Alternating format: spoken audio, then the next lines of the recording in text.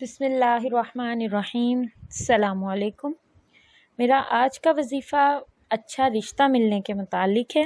دور حاضر کے پرفتن ماحول میں جتنی بھی پریشانیاں ہیں ان میں سے ایک پریشانی اچھے اور مناسب رشتے کا حصول ہے۔ ہر ایک کی خواہش ہوتی ہے کہ اس کی بیٹی کو اچھا اور نیک شوہر ملے، اور ہر ماں باپ کی خواہش ہوتی ہے کہ اس کے بیٹے کو اچھی نیک باکردار بیوی ملے، اور ہر ایک لڑکا لڑکی کی خواہش ہوتی ہے کہ اس کو اچھی بیوی اور اچھا شوہر ملے، کیونکہ نیک بیوی ہی اولاد کی اچھی پرورش کر سکتی ہے، اور نیک شوہر ہی اس کو اچھے طریقے سے دنیا اور آخرت میں اس کا ساتھی بن سکتا ہے۔ اور بے شک یہ نہ کسی نعمت سے کم ہے اور نہ ہی اس میں کوئی شک ہے۔ تو میری آج کی ویڈیو ایسے 7 اتھینٹک وظائف کے متعلق ان میں سے کوئی ایک بھی وظیفہ اگر خلوص نیت سے مکمل اللہ کی ذات پر بھروسہ رکھتے ہوئے کیا جائے تو انشاءاللہ ضرور بامراد ہوں گے۔ ہر وظیفہ جہاں ماں باپ کی ذمہ داری ہے، وہاں لڑکا اور لڑکی کو بھی چاہیے کہ وہ بھی ان وظائف کو اپنی زندگی کا حصہ کریں، 5 وقت کی نماز ادا کریں اور اپنے آپ کو زیادہ سے زیادہ نیک کاموں میں لگائیں۔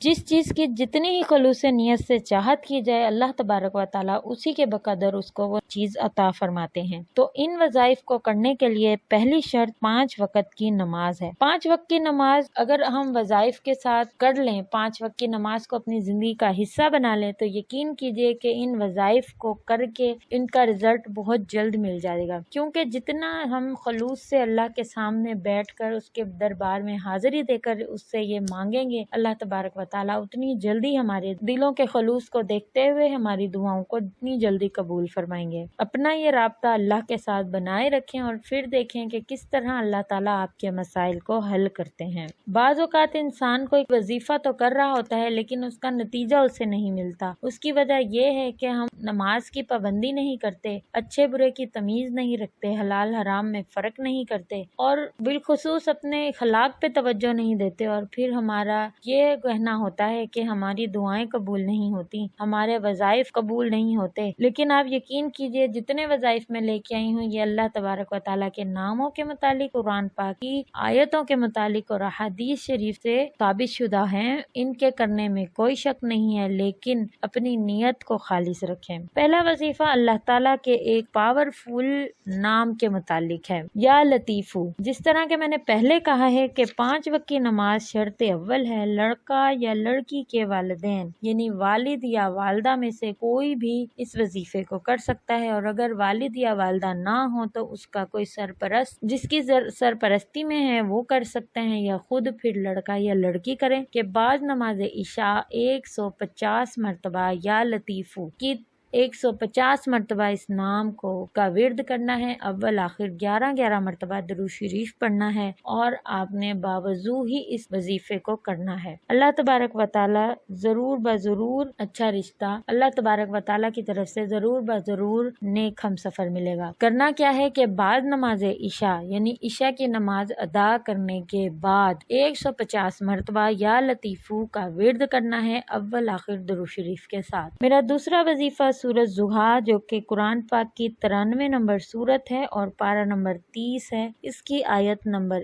1 اور 2، وَالضُّحَىٰ وَاللَّيْلِ إِذَا سَجَىٰ، اس کو پڑھنا ہے بعد نماز فجر 191 مرتبہ روزانہ، جب تک کہ کوئی اچھا رشتہ نہ ملے اس وظیفے کو کرتے رہنا ہے۔ بعد نماز عشاء 191 مرتبہ وَالضُّحَىٰ وَاللَّيْلِ إِذَا سَجَىٰ، اس کو پڑھنا ہے اول اور آخر درود شریف پڑھ کے، نماز ادا کرنے کے بعد اس وظیفے کو پڑھیں، اور جب تک اچھا رشتہ نہ آئے پڑھتے رہیں۔ بفضل اللہ تعالی جب اچھا رشتہ آ جائے اور شادی بخیر عافیت انجام پائے تو اس کے بعد اللہ کی بارگاہ میں شکرانے کے نفل ضرور ادا کیجیے۔ یہ بھی اس وظیفے کا ایک حصہ ہے کہ جب اللہ تعالیٰ آپ کو آپ کی مراد دے دیں تو اس کے حضور شکرانے کے نفل ادا کرنا مت بھولیں۔ تیسرا وظیفہ سورۃ الاخلاص کے متعلق ہے۔ یہ سورہ قل هو اللہ احد اللہ الصمد لم یلد ولم یولد ولم یکن لہ کفوا احد، یہ نماز عشاء ادا کرنے کے بعد 41 مرتبہ پڑھ کر دعا مانگنی ہے، اور یہ وظیفہ ماں باپ کے علاوہ خود لڑکا یا لڑکی بھی کر سکتے ہیں۔ ہر طرح کے شادی کے انتظامات اور رکاوٹوں کو دور کرنے کے لیے یہ نہایت مجرب اور آسان وظیفہ ہے کہ سورۃ الاخلاص کو 41 مرتبہ بعد نماز عشاء پڑھیں۔ چوتھا وظیفہ سورۃ الفرقان جو کہ قرآن پاک کی 25 نمبر سورت ہے، اس کی آیت نمبر 54 پڑھنی ہے، اول اور آخر درود شریف۔ یہ کسی بھی نماز کے بعد آپ پڑھ سکتے ہیں، روزانہ پڑھنی ہے، اور جب تک کوئی اچھا رشتہ نہ آئے خشوع و خضوع کے ساتھ اس کو پڑھتے رہیں اور اچھے رشتے آنے کی دعا کرتے رہیں۔ وَهُوَ الَّذِي خَلَقَ مِنَ الْمَاءِ بَشَرًا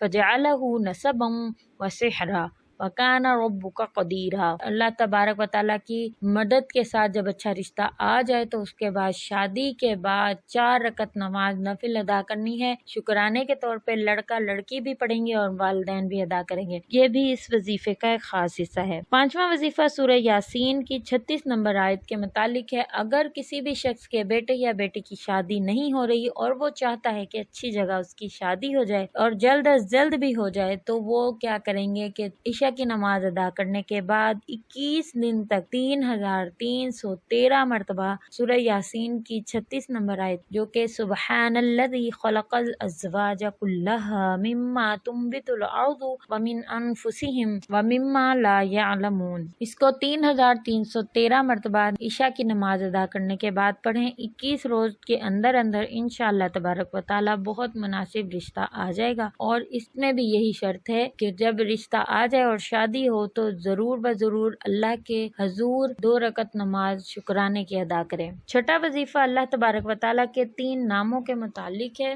اگر شادی میں کوئی بھی بندش یا رکاوٹ ہے یا اچھا رشتہ آ کر واپس ہو جاتا ہے تو یہ اللہ کے 3 نام ہر روز نماز عشاء کے بعد 222 مرتبہ پڑھنے ہیں، اول آخر درود شریف پڑھنا مستحب ہے۔ 7واں وظیفہ سورۃ المزمل کے متعلق ہے۔ یہ سورہ مزمل کا وظیفہ بعد نماز عشاء اور بعد نماز فجر 7 مرتبہ سورۃ المزمل کو پڑھنا ہے، اور پھر 7 مرتبہ سورۃ مزمل پڑھ کر ایک تسبیح درود پاک کی پڑھیں۔ اللہم صلی علی سیدنا محمد النبی الامی وآلہ وصحبہ وسلم تسلیما، اس کی تسبیح پڑھنی ہے اور پھر اللہ کے حضور گڑ گڑا کر دعا مانگنی ہے۔ انشاءاللہ تبارک و تعالی اللہ پاک ضرور کامیابی نصیب فرمائیں گے۔ ان سب دعاؤں کے ترجمے میں چونکہ اچھی زندگی کا گزارنا ہی طلب کیا گیا ہے، اچھے ہمسفر کا ملنا ہی طلب کیا گیا ہے، اور یہ دعائیں چونکہ خود اللہ تعالیٰ نے بتائی ہیں، کیونکہ پوری کائنات کا خالق و مالک خود بتا رہا ہے کہ میرے دربار میں مجھ سے کس طرح مانگنا ہے، میرے دربار میں مجھ سے کس طرح دعا قبول کروانی ہے، تو پھر ہم کیوں نہ وہی دعائیں مانگے جسے اللہ نے خود ہمیں سکھایا ہے، قرآن پاک میں نازل فرمایا ہے۔ اللہ تعالیٰ سے دعا ہے کہ اللہ تبارک و تعالیٰ تمام مسلمان بہن بھائیوں کو اچھے ہمسفر عطا فرمائے، اچھے اور نیک ساتھی عطا فرمائے،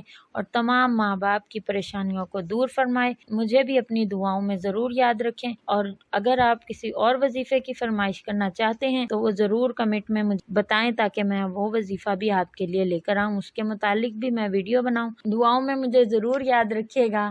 آخر دعوانا ان الحمدللہ رب العالمین۔ السلام علیکم۔